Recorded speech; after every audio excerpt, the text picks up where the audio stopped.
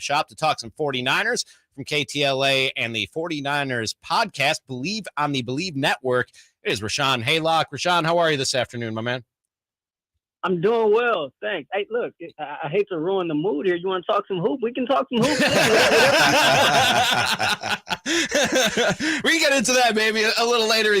We got you here today, and I told JJ I'd like somebody on to talk about the 49ers rookie minicamp. Is that even, Rashad, this is a question you won't hear a lot of sports talkers ask. Is it worth it? Was there things to take away from the rookie minicamp this year? I mean, if you want to dive into it, I think more than the 49er rookie minicamp, I think one of the more important things that's pressing that everybody's talking about is the quarterback situation. Yes. And there are no rookies involved in that one. But, hey, I mean, you want to talk rookies? We can talk rookies. What do you make? I'll get into the quarterback situation. What do you make of the quarterback situation? And namely, what do you make of all the Darnold hype that seems to be bubbling up to the surface right now? Where do you think that's coming from? Is it just we're starved for NFL season to start and people are reaching for takes? No, I think it's a real thing. I think Sam Darnold is here for a reason. And this is something on the pod we kind of spitballed about, I want to say a couple of years ago, like prior to his departure from the Jets, about him coming to the Niners and Kyle Shanahan kind of getting his hands on him, right? We've talked for years about how Kyle is sort of this quarterback whisperer of sorts, how he's able to get certain things out of that position. And Darnold certainly fits the bill in terms of what he was looking for prior to them drafting Trey Lance, right? He wanted someone with a little bit more mobility, obviously a strong arm, but someone able to get out of the pocket, someone able to make some plays when things got off script, which, Jimmy didn't necessarily always show the propensity to be able to do. And so in Sam Darnold, you got a former number 3 pick in the draft. He was drafted that high for a reason. I think that, and Kyle said this, he's just unfortunately been in some bad situations. I mean, the Jet situation speaks for itself. And then he goes down to Carolina and he's got, a first-time NFL head coach in Matt Rule and a first-time NFL OC in Joe Brady. So he kind of really hasn't been dealt, a great hand here, so to speak. And so you get him in this opportunity with Kyle Shanahan, and I think it's a real thing. I think he's here for a reason. And one thing people don't know, and it's something I personally believe about Sam Darnold, I think his best football is ahead of him. And I say that because he hasn't had a lot of reps as a quarterback. This guy was a linebacker as a sophomore in high school. He missed the majority of his junior year in high school with a foot injury. So he really only had one full season as a starter as a quarterback in high school. Then, of course, he goes on to USC and does some great things. And he gets to the NFL and he's, kind of, not necessarily had the best cast of characters to sort of work with, if you will. So I think where there's smoke, there's fire. I think the Sam Darnold thing is real. Rahshaun, man, Jay here. You're speaking about rookies. I want to talk about a person that was a rookie last year, but someone that it seems like everybody's expecting big things this year. When you're playing next to Javon Hargrave, Eric Armstead, and Nick Bosa, it can't be too hard. But what's your thoughts on Drake Jackson this year? My guy. Hey, look, I'm so glad you mentioned him because let's just take it back a little bit, right? Look at the defense last season. Look at the step that Deommodore Lenoir was able to take from year one to year 2. Look at the step Talanoa Hufanga was able to take from year 1 to year 2. And now you bring in a guy in Drake Jackson, and he played well in spurts last year. Obviously, as a rookie, it's tough. There's just the learning curve is huge, right? And so there's some things to work on there, but that defensive line staff there, they are highly touted for what they're able to do and how they're able to get the best out of players. And so I know there was a lot of talk in free agency about, why didn't they really go after a big time edge, right? Opposite Bosa. Well, he might already be in the building, and the guy might be Drake Jackson.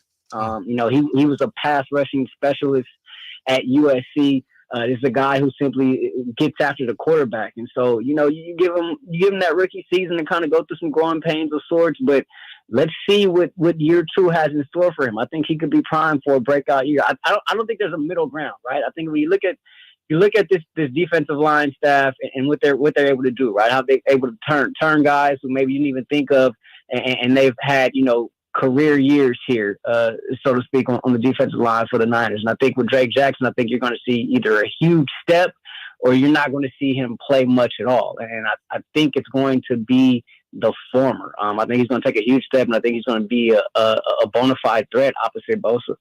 Rahshaun Haylock, host on KTLA and the 49ers podcast, our guest here on Cattles and Ramie, Sactown Sports, for a few more minutes. I am going to ask you one thing about rookie camp, because there was one name I kept seeing pop up on my timeline, and I'm not sure if I'm saying this right. I've only read the name.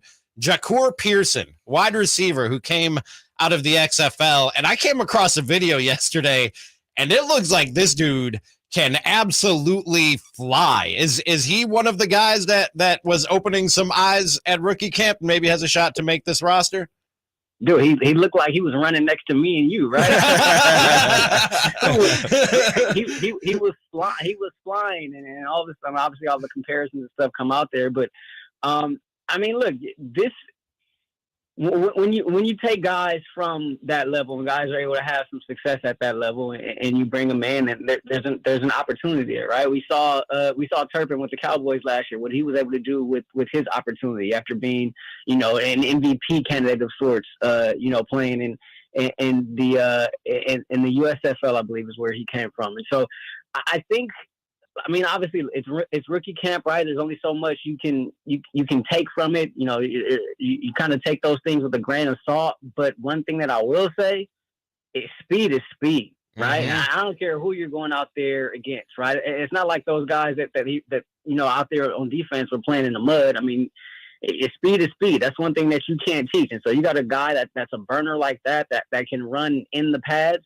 Then that's something to watch out for. You look at the 49er wide receiver room, and you got some guys there already, right? I think one person who comes to mind, obviously, is Danny Gray, right? He was kind of brought in for that reason, to be a burner, to blow the top off the lid of the defense. And one thing not coming on him coming into the season last year after being drafted from SMU was, he had a case of the dropsies, from time to time. So, maybe this puts some pressure on him. Maybe this opens up his eyes a bit to see if he can perform, once camp starts. I think it'll be, totally different come August, July, August, to see what really happens. But, you got a burner like that, it's obviously something to look out for. Now, with that being said, you're probably not going to make the team just as a receiver, so you're going to have to do something else, right? Or you're going to have to be able to contribute on teams, whether it be a returner or whether it be, one of the gunners out there. You're going to have to do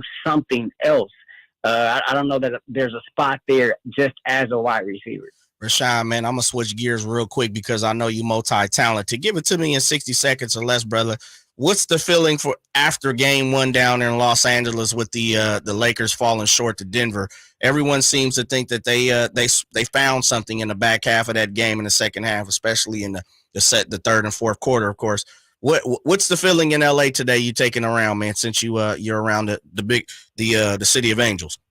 Yeah, man, I've been talking about this all morning. I feel weird. I feel like I'm a wet blanket of sorts. Everybody appears to be optimistic. I think the Lakers are in trouble.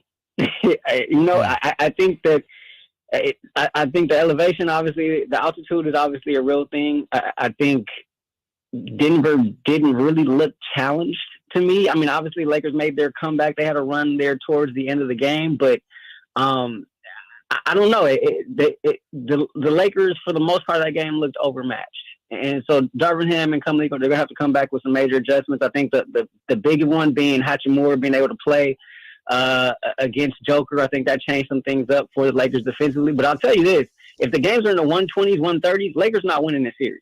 So they're going to have to knuckle up on the defensive end if they're going to try to, be able to pick up a game here and advance through this series. But if this being a high-scoring series the way it was in Game 1, I don't think that bodes well for the Lakers. But everybody here is optimistic. I'm the only one that of course, man. You know how it goes in La La Land, man. That's Rahshaun Haylock. You can catch him on KTLA, the 49ers podcast on the Believe Network, and our guest for the last few minutes. Really appreciate the time, my man. Thanks so much. Hey, y'all be well. Appreciate you. Take care. And he joins us on the Folsom Lake Honda Hotline. Folsom Lake Honda, your one